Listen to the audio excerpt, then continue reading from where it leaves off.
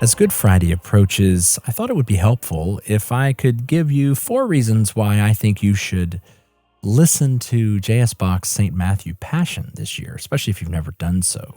It's not background music, it's more of a sacred invitation, you could say.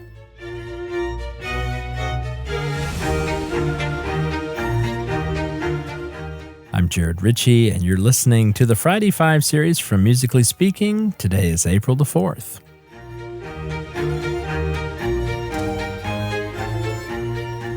Well, the first of those reasons that you should listen to the St. Matthew Passion is because it was written for Good Friday.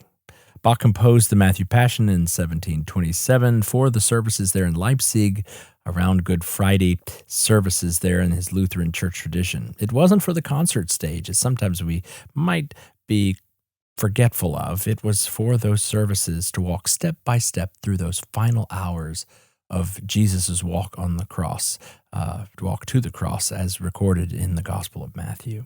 So that's the first reason.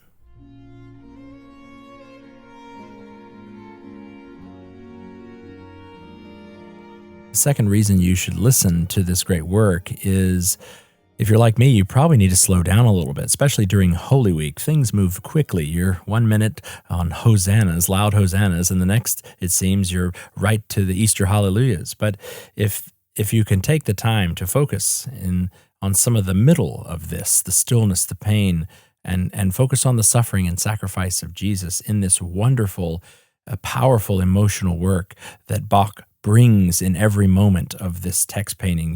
You hear Peter's guilt in the arias. You hear the crowd's anger in the chorus. You hear this beauty through sorrow and a wonderful rendering. It's not flashy, but it's something that would be beneficial for us to slow down and listen to. And that's really the second reason why you should take a listen to this work this Good Friday.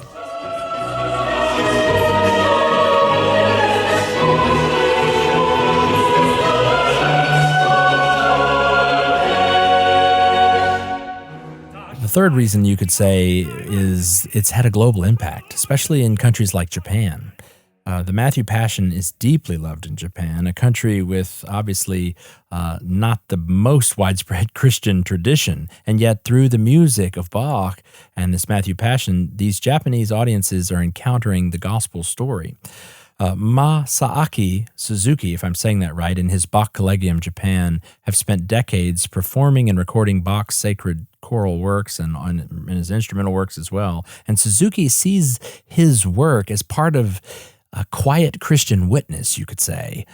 And who would have thought a long-dead European composer like Bach would become a bridge for the gospel in modern Japan? There's a wonderful article on this that I'll link in the podcast, but it is, if no other reason, this should at least intrigue you, that what's so great about this work that the Japanese culture have been moved through it. Well, you should listen to it.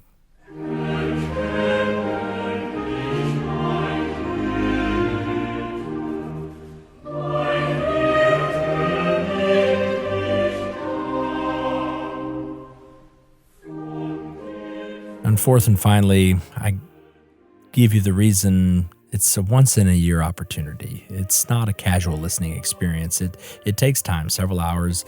It needs your full attention. You need the subtitles if you're not a German linguist. But that's what makes it perfect for Good Friday. Before Easter rushes in, the St. Matthew Passion, it gives you an opportunity to stop, listen, think of your sin, think about the sacrifices of Christ, and look forward to that great hope that we know comes Easter Sunday with the resurrection of Jesus.